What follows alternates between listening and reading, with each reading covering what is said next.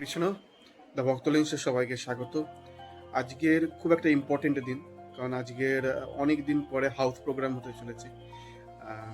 শ্রীপাদ মনোনন্দ দাস প্রভু এবং পদ্মজা মাতাজি ওনাদের বাড়িতে হচ্ছে হাউস প্রোগ্রাম হয়। তো ভক্তি জীবনে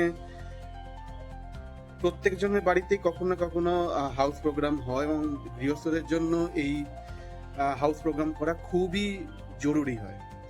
তো সেই জন্য হাউস প্রোগ্রাম করাটা যে কোনো গৃহস্থ ভক্তদের জন্য খুবই লাভজনক এবং মহাপ্রভু বলে গেছেন যে প্রতি সন্ধ্যায় বসে সমবেতে সংকীর্তন করা উচিত, নাম সংকীর্তন করা উচিত। তো সেক্ষেত্রে হাউস প্রোগ্রাম একজন গৃহস্থের জীবনে খুবই ইম্পর্টেন্ট একটা শিডিউল হওয়া উচিত, কারণ প্রতিটা সপ্তাহে অন্তত একবার করে যে কোনো জায়গায় হাউস প্রোগ্রাম থাকলে সেখানে অবশ্যই অ্যাটেন্ড করা খুব জরুরি।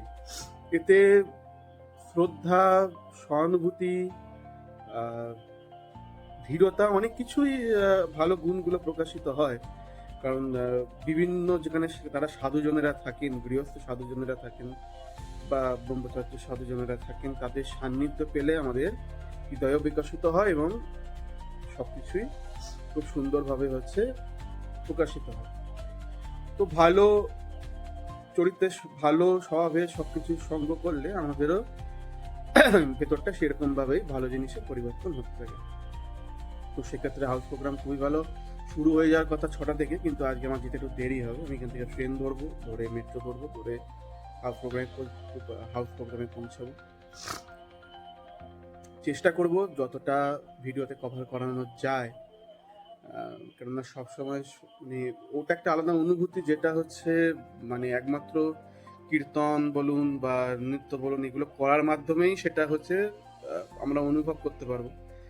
তো সেগুলো সবকিছু ওই সবসময় ওই অনুভূতির মধ্যে থাকার সময় ক্যামেরা বের করে হচ্ছে সেটাকে ক্যাপচার করাটা পসিবল হয়ে ওঠে না, বাট তাও চেষ্টা করব যতটা সম্ভব, যতটা করতে পারি।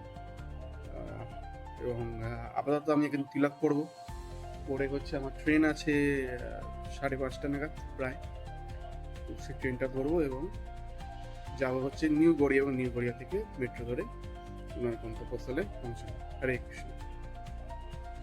হরে কৃষ্ণ। আমি তিলক পড়ে একদম রেডি। এবার হচ্ছে ট্রেন ধরবো। 5টা অলরেডি বাজতে যায়, 5:30 আমার ট্রেন আছে। 5:36 অ্যাকচুয়ালি আসবো। তো ট্রেন ধরবো এবং তারপরে যাবো প্রভুজি মাতাজির বাড়িতে। ওখানে গিয়ে হাউস প্রোগ্রামে জয়েন করবো। হরে কৃষ্ণ।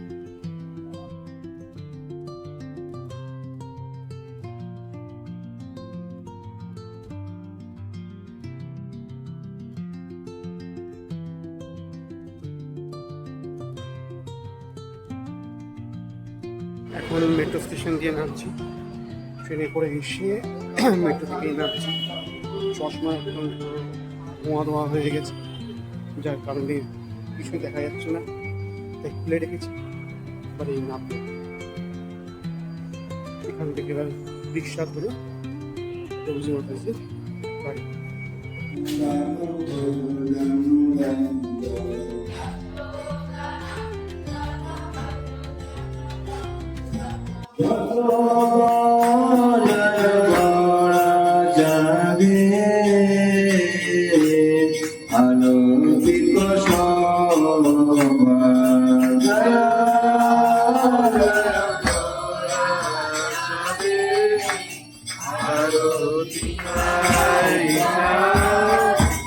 Amiga da